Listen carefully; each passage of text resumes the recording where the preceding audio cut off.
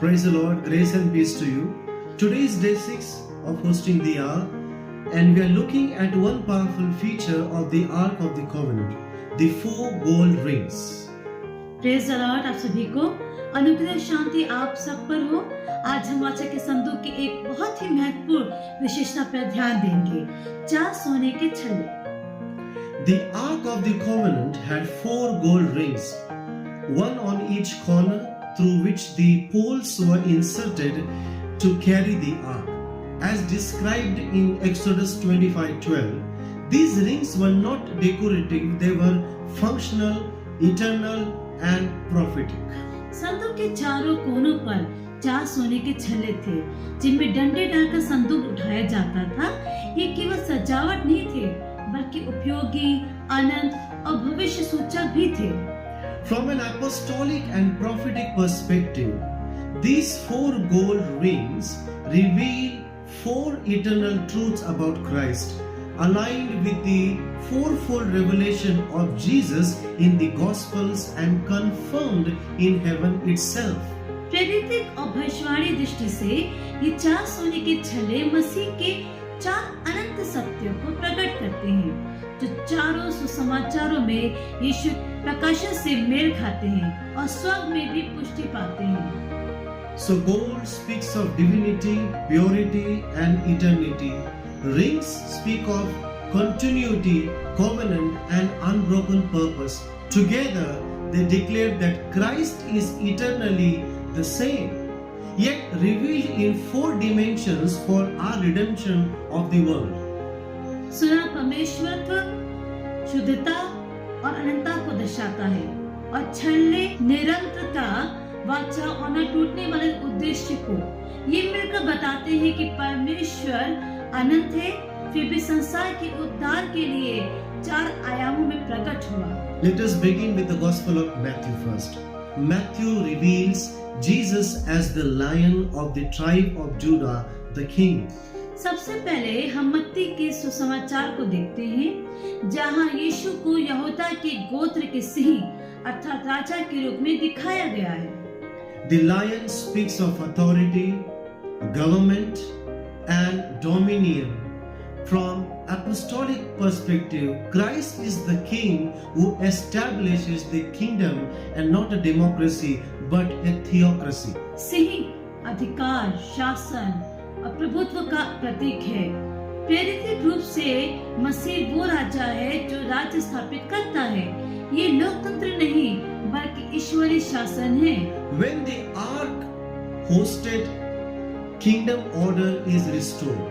The lion roars in seasons of confrontation, releasing boldness, righteous judgment and victory as well. संतों की मेजबानी होती है, तब राज्य की व्यवस्था बहाल होती है। सिंह संघर्ष के समय गरजता है और साहस, धर्मी, न्याय और विजय को प्रकट करता है।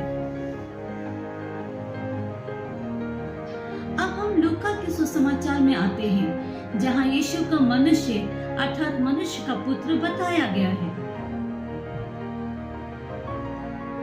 This dimension restores human dignity and identity. Christ fully identified with humanity to redeem humanity. This is incarnation, bringing heaven into everyday life. ये आयाम मानव गरिमा और पहचान को बहाल करता है। मसीह ने मानवता को छुड़ाने के लिए स्वयं को पूरी तरह मानवता से जोड़ा। यही अवतार है, स्वर्ग को दैनिक जीवन में लाना। Prophetically, God moves through relatable vessels. Compassion, healing, and restoration flow from this revelation. भविष्यवाणी में परमेश्वर ऐसे पत्रों के द्वारा चलता है जिनसे लोग जुड़ सके। करुणा, चंगाई और टूटे जीवनों की बहाली यही से बहती है। Finally, the Gospel of John presents Jesus as the eagle, the Son of God. अंत में यूहन्ना का सुसमाचार यीशु को उकाब अर्थात परमेश्वर का पुत्र दिखाता है। The eagle flies high and sees from above. Apostolically, Christ operates from an eternal perspective, revealing mysteries, glory, and divine origin. वो काम ऊंचाई से देखता है। प्रेरित रूप से मसीह अनंत दृष्टिकोण से कार्य करता है और भेदों, महिमा और अपनी दिव्यता को प्रकट करता है। This fourfold revelation is confirmation in book of Revelation chapter 4 verse 7. Lion, calf, man and eagle around the throne of God. प्रकाशित वाक्य 4:7 में हम देखते हैं कि सिंहासन के चारों ओर सिंह, बछड़ा, मनुष्य और उकाब का वर्णन है। स्वर्ग स्वयं उस प्रतिरूप की पुष्टि करता है। What was revealed in the ark on the earth is confirmed in heaven. The four gold rings declare that Christ's revelation is eternal on earth as it is in heaven.